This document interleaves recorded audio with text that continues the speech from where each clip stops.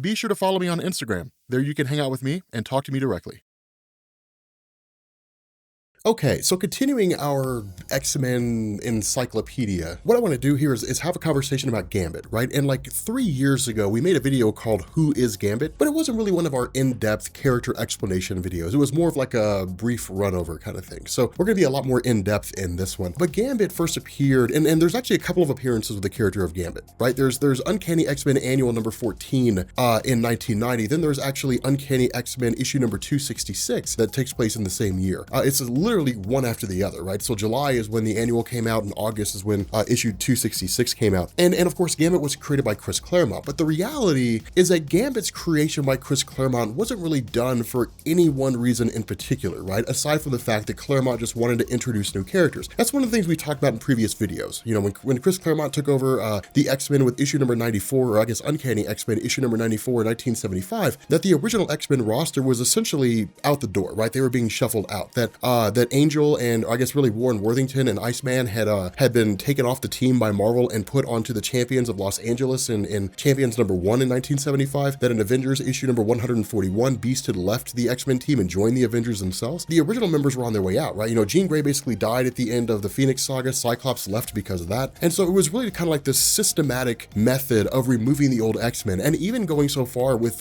X-Men issue number 200 to take Xavier off as leader of the team, to send him out into space, and to have Magneto take over the team. So it was like a wholesale relaunch that took multiple years to get to that point, but like a wholesale relaunch of the X-Men roster. And it was exceedingly popular. You know, people loved a lot of the stuff that was going on there. But really the introduction of Gambit didn't serve any other purpose than the fact that Claremont just wanted to make a guy and throw him in there. The issue with this, and not really even an issue, but the idea behind this is that with Gambit showing up in issue number 266, he appeared as part of an existing story that centered around Storm. And the reason why was because Storm had basically been held as a captive of Nanny and the Orphan Maker. And Nanny and the Orphan Maker, they were like a weird duo, right? They were kind of like this weird thing where basically they would take individuals and then like de-age them, you know, and then like keep them as kids, you know, almost kind of like trophies. Storm had been taken, and then of course she managed to make her escape. But at the same time, she was also fleeing the Shadow King, just because of the fact that Storm and the Shadow King had a very long history with each other, right? You know, Storm actually worked for the Shadow King, albeit when he was operating under the guise of Amal Farouk. And when she had managed to make her escape, when Shadow King was defeated, and then ultimately she ended up leaving Egypt and then traveling to the Serengeti and then taking over as kind of like their goddess, more or less, you know, because of her powers over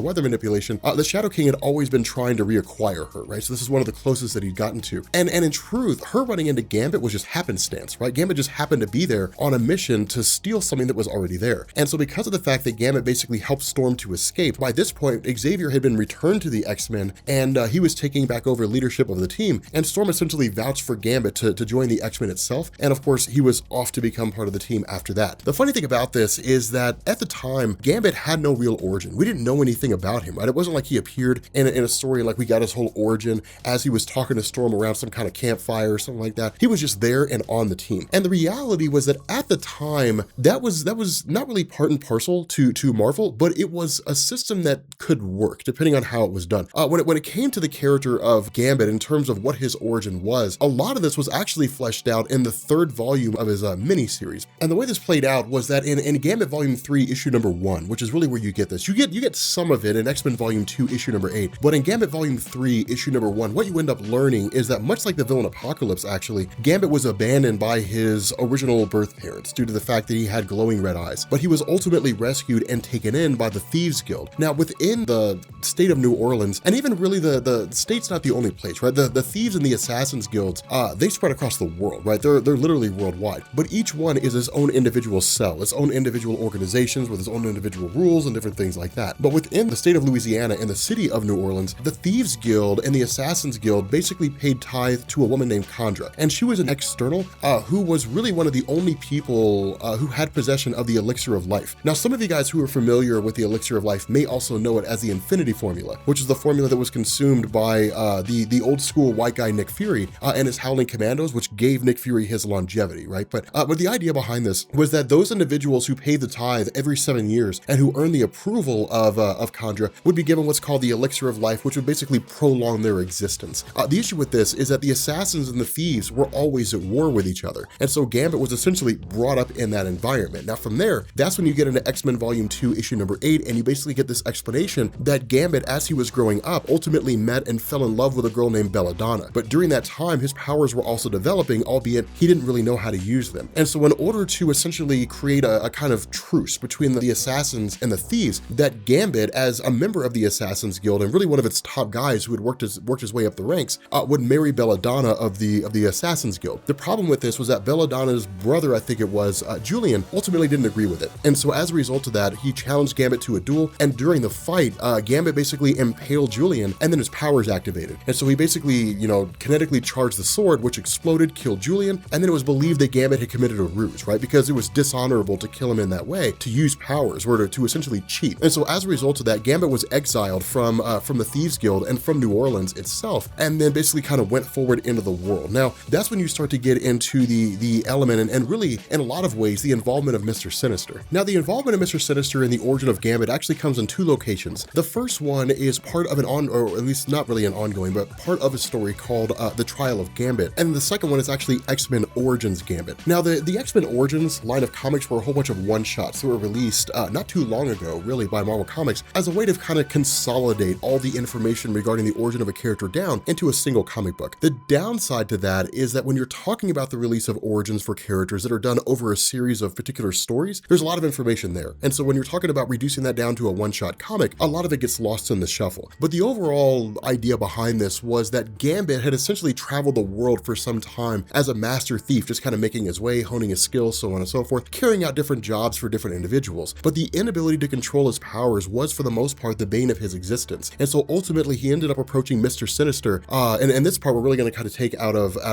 Uncanny X-Men number 350, but he ended up approaching Mr. Sinister for the purpose of figuring out if this guy, who was, you know, considered to be a mutant geneticist, could help him control his abilities. And the result was that Sinister could. He actually ended up performing a partial lobotomy on Gambit and basically reduced his powers, but kept them at a manageable level. The problem with this was that Gambit effectively became in the debt of Mr. Sinister. And so what Sinister told him is that at some point in time, I will call on you for a favor, right? So very Godfather-like in that regard, but I'll call on you for a favor and you will have to fulfill this. It's really just like an honor-bound thing. Plus, like, I could kill you, you know, and that kind of a thing. So because of that, this really came to a head during a story called The Mutant Massacre. And this really sort of bookended and tied into the events of the trial of Gambit. So kind of, you know, pardon me here, because we're sort of jumping forward a little bit, kind of jumping around here a bit, but we'll actually get into the publication side of things here in a second. But the idea behind this was that Sinister, as a mutant geneticist, had come to believe that these various mutants who existed in the sewers of New York, due to the fact that their mutant manifestations created physical changes in their bodies that would make them outcasts, right? So they weren't like Jean Grey or Cyclops, where they could walk around and pretend to look like normal humans. Their physical appearance would change in a lot of different ways, right? So they were very similar to like Hank McCoy, to Beast of the X-Men. And so as a result of that, Sinister had believed that like the Morlocks were a result of his own genetic experimentations. And so what he did is he assembled a group called the Marauders, some of which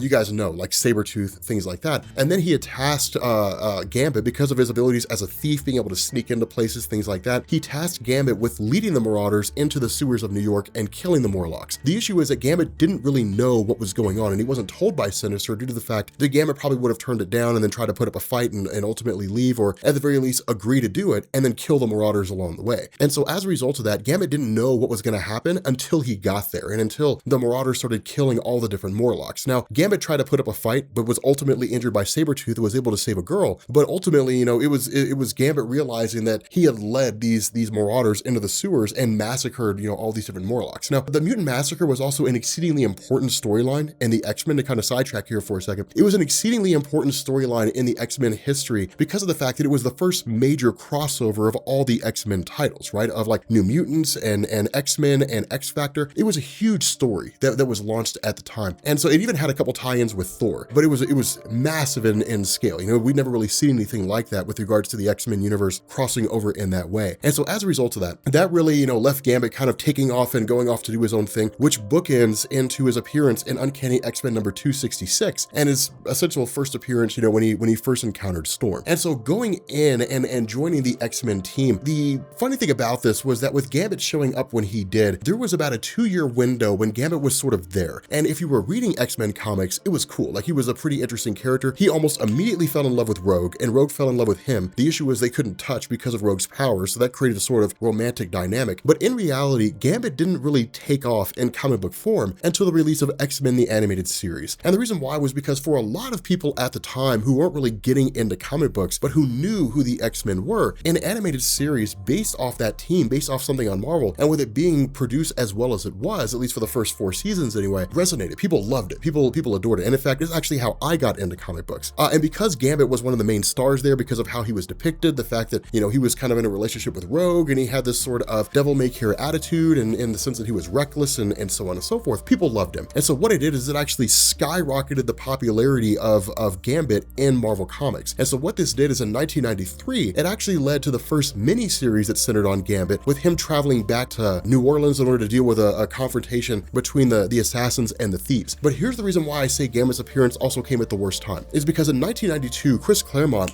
left. He was just gone out of Marvel. But he basically bailed on Marvel because he had creative differences with Jim Lee, who was the artist at the time, as well as Marvel editorial. And then within a year of that, in 1993, Jim Lee left Marvel to create Image Comics alongside Todd McFarlane and Eric Larson and Mark Silvestri and so on and so forth. And so what this meant was that the almost the entire X-Men line was just kind of thrown into the air, right? It was in a great big huge shuffle, and things were sort of in a state of panic, right? Because, you know, with Chris Claremont being like there on a Tuesday and gone on a Wednesday, a lot of the plot threads were just totally left open. And Jim Lee tried to wrap a lot of them up as best he could, but then ultimately ended up leaving as well. And so a lot of these threads were just kind of out there, they were scattered, and Marvel was in a state of panic. And you know, when you take that and you combine it with the fact that within a year and a half of that, there would be the comic bust of the 1990s and Marvel facing potential bankruptcy, it was panic mode, right? I mean, you had Scott Lobdell writing the X-Men comics and trying to make things work as best he could. But at the end of the day, a lot of stuff was suffering all over the place. When you compound that with the fact that X-Men the Animated Series had essentially gone off the air, and when people went to go look at Marvel Comics and they saw the X-Men landscape in such a state of disarray, people were just kind of like, well then screw that, and so they basically just didn't read.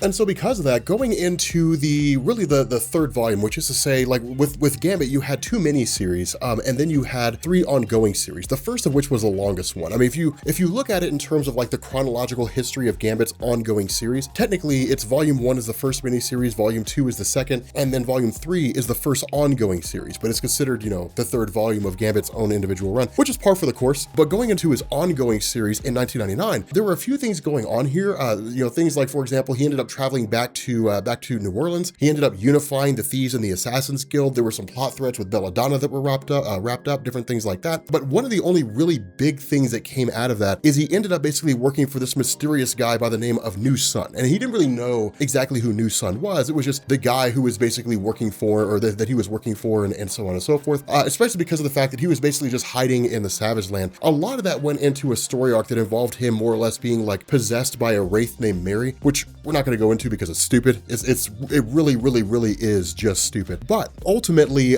working for this guy named New Sun, the third volume basically bookended into the launch of Extreme X-Men in 2001, and basically concluded with Gambit coming to the realization that New Sun was an alternate reality version of himself, and that in that alternate reality, his powers flared out of control and incinerated everybody on Earth. And so what New Sun had been doing was traveling from one reality to the next and basically killing every version of himself in order to ensure that would never truly happen. This basically led to Gambit traveling to the past and having his powers fully restored by Sinister, and then traveling back to the present day, and then ultimately fighting New Sun and defeating him. Following that, his powers were basically reduced, his powers were returned back to a normal state, but that went into the Extreme X-Men run by Chris Claremont. Now, the Extreme X-Men run was Chris Claremont's return to Marvel Comics and to work on the X-Men titles, and depending on who you talk to, there are some people who loved Extreme X-Men. I personally didn't, but there were some people who loved Extreme X-Men, there were some people who just hated Extreme X-Men. You know, it really did split the X-Men community in a lot of different ways. It was the first real attempt to try to reinvigorate interest. It was Marvel, you know, it was really Quesada coming on as editor-in-chief and saying, well, if we're basically going to relaunch Marvel, and Chris Claremont was the guy who made the X-Men great, then let's bring him back and let's see where it goes. And so what you ended up getting here were stories that weren't necessarily lackluster, but stories that were relatively interesting. The first volume, for example, dealt with tracking down Destiny's diaries, these 13 diaries that would basically specify like the future of events to come, different things like that. Gambit kind of became became a more involved character once you got to the second volume, it didn't really stick and resonate with people in a lot of different ways. It was an ongoing series. It really kind of ran as a companion to new X-Men at the time, but for the most part, he was just kind of a guy who was there. He was a background character. And in a lot of ways, Gambit was just sort of free floating after the events of really like the late 1990s going into the early 2000s. And so what this did is this basically went into the launch of issue number 171 of X-Men Volume 2. And the reason why was because at that point in time, you were dealing with the events leading up to, going into, and coming out of House of M. At this point in X-Men Volume 2, you had Peter Milligan writing the comic. And where there were a lot of things going on in terms of the overall X-Men landscape, for the character of Gambit, Peter Milligan's idea was focus on the classics, right? Like, people know Gambit as this guy who's really mysterious and you know, to a degree, or not really even to a degree, but like has this big romantic interest in Rogue. So let's stick with that. Let's go with the romance of Rogue and Gambit. And it worked, right? It actually worked exceedingly well. Like, people enjoyed seeing Gambit return to his classic form, as opposed to being this guy who seemingly shuffled from one team to the next because Marvel doesn't know what to do with him. And so over the course of this particular line of this particular story arc that really spanned between issues number 160, I would say running probably all the way up to 172, 73, it dealt with Gambit and Rogue actually trying to find a way to make their relationship work, but also dealing with the struggles of their relationship. And the reason for this is that by the time you got to issue number 174, Mystique had more of an involvement in the life of Rogue. Now, a lot of that, again, kind of goes into the events of and the aftermath of House of M, which we'll talk about here in a second. But what it did is it led to Mystique basically coming to this belief that Gambit was no good for her daughter, basically. You know, it's the classic mom role, you know, you're not good enough for my daughter, you got to prove your worth or something like that. There was one point where Mystique infiltrated the school and then basically changed shape into somebody else and then eventually changed shape into Rogue and tried to seduce Gambit when, you know, of course, Gambit, knowing that it was Mystique, you know, she tried to seduce him, and Gambit, it was really kind of left ambiguous. You didn't know if Gambit actually did it or not, but at the very least, you know, it ended up putting a kind of strain on the relationship between the two of them and almost brought the entire thing crashing to a halt. And so what this did is this basically went into a handful of different plot threads. One of the big ones that came out of it was Gambit basically joining Apocalypse, right? And we covered that. We covered that story of Gambit becoming a Horseman of Apocalypse insofar that after the events of House of M, Apocalypse woke up due to the fact that there was this drastic drop in the mutant population. And so, you know, Apocalypse's response was to, one, go to humanity, go to the governments of the world and to say, because mutants have lost whatever that, you know, 98% of their population, humanity has to cull the same amount in order to keep the field even or something along those lines. And then also approach the X-Men basically with his own blood, saying, if you consume this, you'll become one of mine. And then Gambit basically joined Apocalypse in an attempt to understand what the full complexity of his plot was, and then in turn defeat him from within. But following this and going into X-Men Volume 2, issue number 200, as well as X-Men Legacy and the Messiah Complex, what this basically saw was a handful of things going on with Gambit. You know, following the fact that he was a Horseman of Apocalypse, he had basically become Death.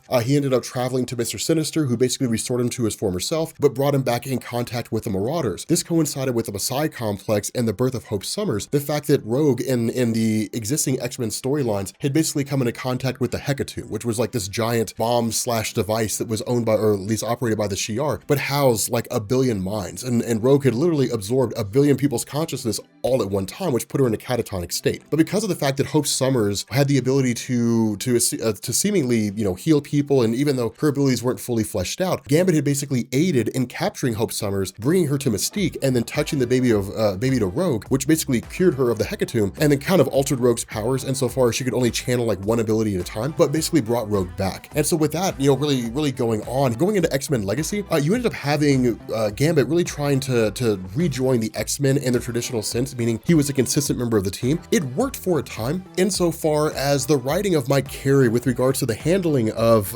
Gambit during X-Men Legacy really dealt with the fact that like the X-Men couldn't really accept him because of the things that he'd done, and while he was officially part of the team, nobody really seemed to trust him. It was a throwback to the old post-Mutant Massacre comics when the X-Men learned, or at least believed, Gambit was part of the Mutant Massacre and booted him out. But for the most part, for, you know, between 2009 running up to around 2018, Gambit just kind of free-floated. He was just sort of there. It seemed like the idea of Gambit being a mainstay character, you know, kind of getting back to the days of how he was leading up to and shortly after the launch of X-Men the Animated Series, that those days are basically long gone. That Gambit was just kind of a free-floating guy who was there, and there wasn't a whole lot of interest in him. This goes into Avengers versus X-Men, when you basically kind of see the same thing. When you see Gambit facing off against like Captain America, for example, you know, there were some cool moments there, you know, some cool segments that happened here and there. But in terms of, you know, Gambit, you know, with Gambit Volume 5 and as his, you know, continued ongoing series, in terms of Gambit being like this mainstay X-Men character who continually drew interest from the larger X-Men fan base, it just wasn't really there. It wasn't really all that interesting. And so what you ended up getting was this really, really cool scenario that played out in the 2018 story, Gambit and Rogue by Kelly Thompson. And what this did, this was actually really, really amazing. Kelly Thompson's perspective here was really the same perspective as a lot of writers before her. The popularity of Gambit doesn't necessarily lie in him being a thief and going and stealing things and so on and so forth. And in fact, that was something that was kind of wrapped up relatively fast when he was part of Wolverine's team, and Wolverine was like, you can't be a thief while you're part of the X-Men, right? Like, it's not what we do. It's not cool, man. This really kind of came to a head with the story when you ended up having Kitty Pryde, who sent Gambit and Rogue on this undercover mission to essentially what was couples therapy. But what it did is it forced the two of them to basically see the actions of the other through their own eyes, right? So Gambit saw everything that he had done through the eyes of Rogue, and Rogue had seen everything that she had done through the eyes of Gambit. And it was cool to see. It was really awesome because what it did is it really kind of shined a light on the relationship between the two characters in a way that hadn't really been seen before, in the sense that while they had always kind of been in love and it was always sort of an on again, off again situation, having them see the other person through their own eyes was a way that really kind of allowed a connection that didn't seem to exist before. And so the result was that in probably one of the most anticipated moments in Marvel Comics for a long time, Gambit proposed to Rogue.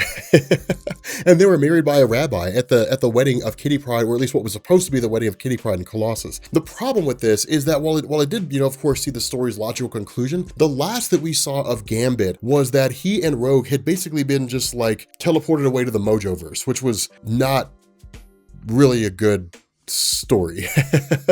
Mr. and Mrs. X is okay, I guess, if that's your thing, but I didn't really get into it too much. I mean, it was interesting insofar as you got to see like all these crazy lives of like Rogue and Gambit in terms of like, the lives they could have lived, like Westerns and romance novels and different things like that. But the reality is that since the relaunch of the X-Men, going into what Jonathan Hickman's been doing, we haven't really seen Gambit. We don't really know what Gambit's doing. And that's one of the questions a lot of people have is like, with everything that's been going on in House and Powers of X, with what's going on in Dawn of X and so on and so forth, when are we going to see Gambit? The fortunate thing for us is that with everything going on with Dawn of X, we get to see Gambit and Excalibur.